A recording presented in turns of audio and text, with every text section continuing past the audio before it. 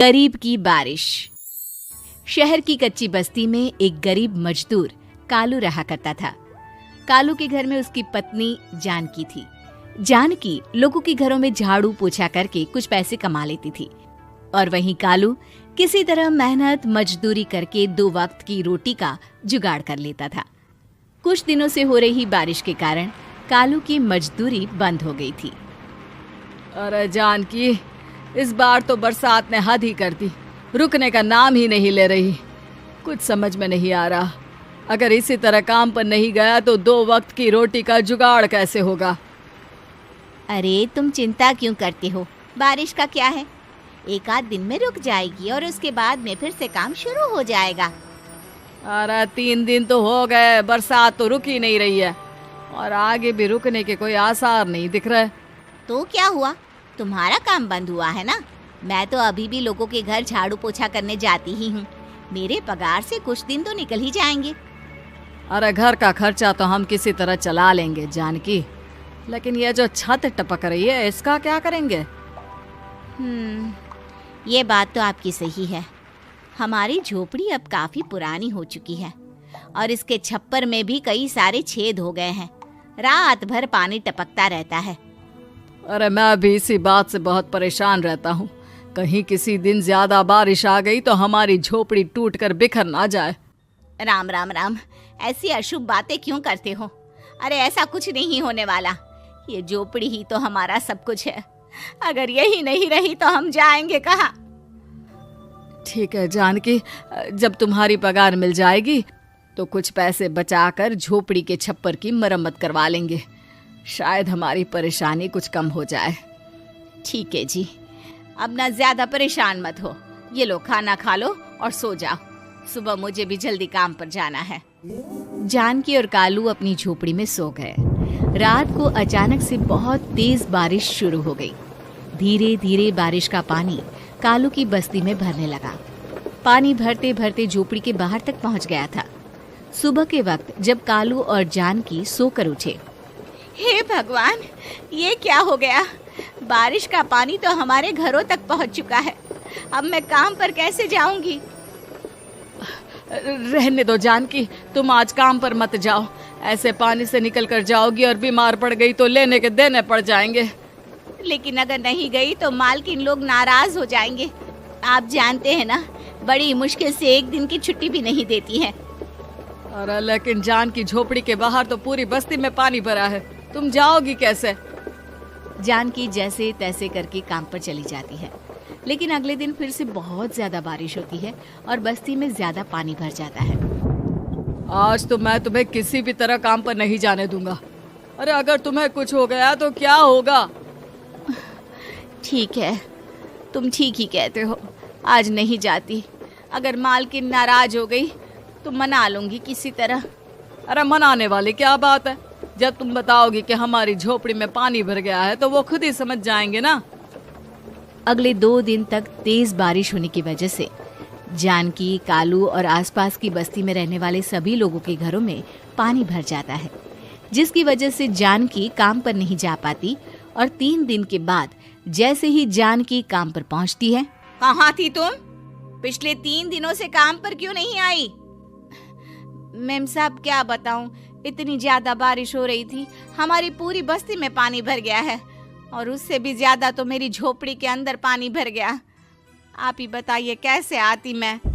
इसका मतलब ये हुआ कि बारिश होगी तो तुम काम पर नहीं आओगी। ना ना, मेरे कहने का ये मतलब नहीं था मेम साहब। तुम जानती भी हो 3 दिन से कितनी परेशानी हो रही है मुझे। सारा काम मुझे खुद करना पड़ा। माफ कर दीजिए मालकिन जी, पर मैं क्या करती, आने के लिए रास्ता ही नहीं था। सब जगह पानी भरा हुआ था। बहाने तो तुझे बहुत बनाने आते हैं। जानकी देख, अगर अगली बार ऐसा किया ना तो फिर काम से हमेशा के लिए छुट्टी। अरे ना ना मालकिन, ऐसा मत कीजिए। बारिश की वजह से मेरे पति की मजदूरी भी छूट गई है। बड़ी मुश्किल से घर में 2 वक्त खाने की रोटी का जुगाड़ हो पाता है। आप मुझे काम से निकाल देंगे तो हम क्या खाएंगे। अगर इतनी ही चिंता है तो फिर रोजाना काम पर आया करो। चलो अब जल्दी से जाकर घर का सारा काम करो। बारिश रुकने का नाम ही नहीं ले रही थी। पूरे शहर में बाढ़ जैसे हालात बन गए थे, लेकिन नौकरी जाने के डर से जानकी किसी तरह रोज काम पर जाती थी। एक दिन जब जानकी काम करके अपने घर लौट आई तो अचानक उसकी बस्ती में कुछ लोगों का शोर सुनाई दिया। अरे लगता है बाहर कुछ हुआ है, मैं जाकर देखता हूँ। हाँ हाँ, पता तो कीजिए, ये बस्ती में लोग इतना शोर क्यों कर रहे हैं। बाहर जाकर कालू ने एक आदमी से पूछा, अरे क्या हुआ भाई, इतना शोर क्यों मचा रहा है? अरे क्या बताए भैया, अपने बस्ती के बाहर एक पुल टूट गया है और वहाँ पर एक कार फंसी है। थोड़ी देर में अगर किसी ने नहीं बचाया ना तो वो कार पानी में बह जाएगी। ये क्या कह रहे हो भैया, कार के अंदर कोई है क्या? हाँ, कोई औरत बैठी है, अकेली है, बहुत रो रही है बेचारी, मदद के लिए बुला रही है। अरे तो हमें जाकर उनकी मदद करनी चाहिए ना। अरे लेकिन इसमें बहुत खतरा है, हमें अपने आप को बचाना चाहिए। पानी कभी भी हमारी बस्ती की तरफ आ सकता है। अरे तुम्हें नहीं चलना तो मत चलो, लेकिन मैं तो जाकर उस औरत की मदद जरूर करूंगा। कालू उस जगह पर पहुंचता है जहां वो औरत कार में फंसी हुई थी। वहां पर पानी का बहाव बहुत तेज था और सारा पानी कालू की बस्ती की तरफ ही आ रहा था। कालू ने एक बड़ी सी रस्सी को पेड़ से बांध दिया और दूसरे सिरे को कार की तरफ फेंक दिया और उस औरत को रस्सी के सहारे बाहर आने के लिए कहा। तभी वहां जानकी भी दौड़ती हुई आई। अरे ये तो मेरी मालकिन है, जिनके यहाँ मैं काम करने जाती हूँ। अरे मैडम जी, आप डरिएगा मत, आपको कुछ नहीं होगा। आपकी गाड़ी को भी मैंने रस्सी से बांध दिया है। थोड़ी देर में पानी का बहाव कम हो जाएगा, फिर हम आपकी कार को भी बाहर निकाल लेंगे। क्या तुम जानकी के पति हो? हाँ हाँ, जानकी मेरी ही पत्नी है, आपके यहाँ काम करती है ना। लेकिन मेम साहब, आप यहाँ पानी में कैसे फंस गई?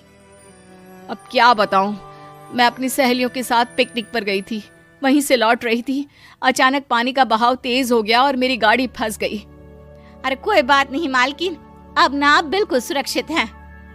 मैं तो बहुत बुरी तरह डर गई थी, कब से मदद के लिए चिल्ला रही थी, लेकिन कोई मेरी मदद के लिए नहीं आया। भला हो तुम्हारा पति का जिसने मेरी जान बचा ली। लेकिन जानकी, मैंने तुम्हारे साथ बहुत गलत व्यवहार किया। इतने खराब मौसम और बाढ़ में भी तुम्हें काम पर आने के लिए कहा, नौकरी से निकालने की धमकी भी दी, और तुमने मेरी जान बचाई। मुझे माफ कर दो। अरे कोई बात नहीं मालकिन, आपकी जान बचाना तो हमारा धर्म था। देखो जानकी, तुम्हारी झोपड़ी में जो भी नुकसान हुआ है उसके लिए मैं तुम्हें पैसे दूंगी। आज तुम्हारे पति ने मेरी जान बचाई है और आज के बाद मैं तुम्हें कभी भी नौकरी से निकालने की धमकी नहीं दूंगी। आज मैं तुम्हारी परेशानी को अच्छी तरह समझ चुकी हूँ। हम जैसे पैसे वाले लोगों के लिए अपने घर में बैठकर बारिश का मजा लेना बहुत आसान है, लेकिन तुम गरीब लोगों के लिए बाढ़ और बारिश काफी परेशानी खड़ी कर देते हैं। ये बात मुझे आज अच्छी तरह समझ आ गई है। आपका बहुत बहुत धन्यवाद मालकिन।